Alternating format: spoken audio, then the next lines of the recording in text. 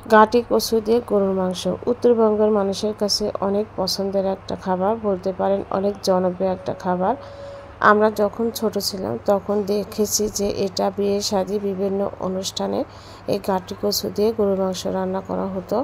তো সম্পূর্ণ ঘটনা, সম্পূর্ণ রেসিপি শেয়ার করব। আসসালামু আলাইকুম, সবাই কেমন আছেন? আশা করি ভালো আছেন। আলহামদুলিল্লাহ, আমরাও ভালো আছি।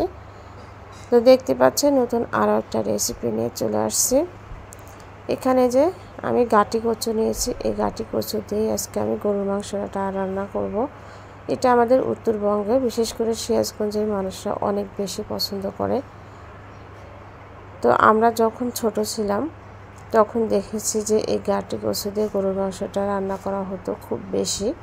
যদিও এখন অতটা হয় না, এখন শখ করে মানুষ রান্না করে খায়। তো কথা বলতে বলতে কিন্তু এখানে যে গোটা মশলাগুলো আমি দিয়েছি আমি তেজপাতা, লবঙ্গ, দারুচিনি আর সাদা এলাচ। তো দিয়ে দিলাম হচ্ছে পেঁয়াজ দিয়েছি প্রায় হাফ কাপের মতো হবে। প্রথমে আমি এই যে বাদামি কালার, একটু করে কালার চেঞ্জ হওয়ার পরেই কিন্তু এখানে আদা বাটা রসুন বাটা অ্যাড করছি, কারণ আদা বাটা রসুন বাটা একটু পরেই অ্যাড করতে হয়, না হলে দেখা যায় যে পেঁয়াজটা কাঁচা থেকে যায় আর বাটাটা কিন্তু পুড়ে যায়। তো এখানে আমি দিয়ে দিলাম হচ্ছে স্বাদ মতো লবণ। তো আবারও একটু নেড়ে চেড়ে নিচ্ছি। তো নেড়ে চেড়ে নেওয়ার পরে এখন আমি দিয়ে দিব হচ্ছে যে কাঁচামরিচটাও কিন্তু দিয়েছি। তো সব রকমের মশলা আমরা গরুর মাংসতে যে মশলাগুলো ইউজ করি সবগুলোই দিয়েছি। দিয়ে একটু কষিয়ে নিয়ে তারপরে যে গরুর মাংসটা আমি এর মধ্যে দিয়ে দিলাম। আসলে মাংসের চাইতে হাড়ের পরিমাণটা বেশি ছিল, আমি বুঝতে পারিনি। তো যাই হোক, আজকে আমি এটাই রান্না করব। যেহেতু হাড় দেখা যায় যে ফ্রিজে রাখলে ফ্রিজটা ব্লক হয়ে থাকে, তো হাড়টা আগে খাওয়াই ভালো। তো ভালো করে কষিয়ে নিব।